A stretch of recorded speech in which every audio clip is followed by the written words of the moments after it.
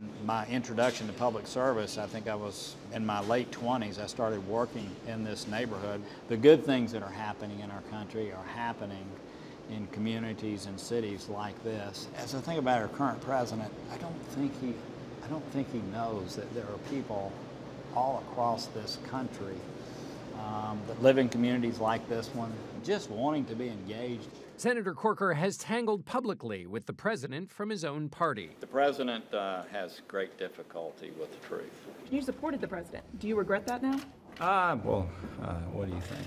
Where are you right now on your feelings about this president? I like many of the policies. I love the deregulation that has taken place. I love the animal spirits that have been released in our country. Obviously, I'm a Republican. I love the number of judges that have been confirmed. But I think where the president hurts himself and hurts our country is his own personal conduct. It's unnecessary. You know, it's an unforced error. You said the president tries to divide us. I think with President Trump, the part that's disappointing is that I know it to be purposeful. The distinction you seem to be making is that this president is actively being divisive for the purposes of his own political success.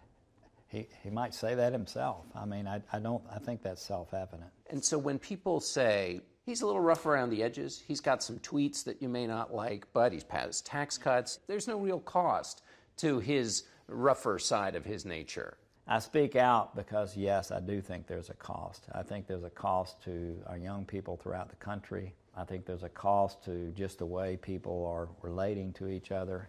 Do you think you'd be able to speak out if you were running for re-election? To run in the state of Tennessee and to be publicly critical of a president on the Republican side, especially one that has captured the base in the way that he has, would be bad for your health.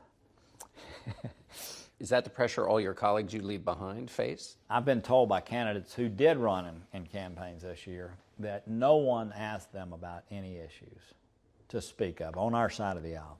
No issues. They want to know one thing. Are you with Trump? Is that healthy? I don't think it's healthy, no. But Senator Corker does see certain advantages. The unorthodox nature of the Trump presidency has in some ways caused people to be closer on each side of the aisle, in some ways. Still vast differences in policies. What makes them closer?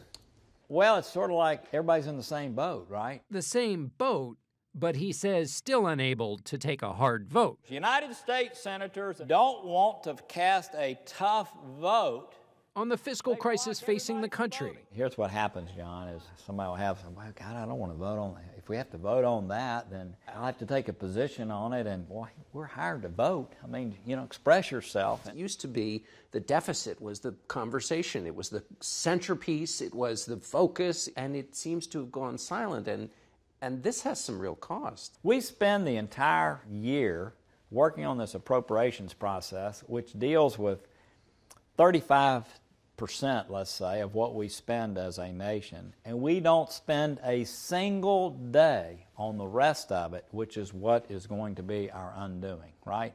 Not a day is spent on it.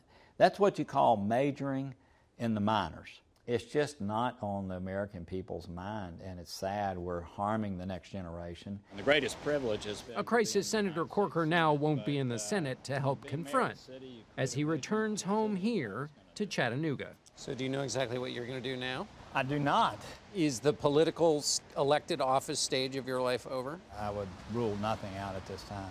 Would you rule something in? I know that every person thinks that every senator wakes up in the morning and thinks they're looking at the next president. I don't do that. I don't. I do, though, think about it sometimes.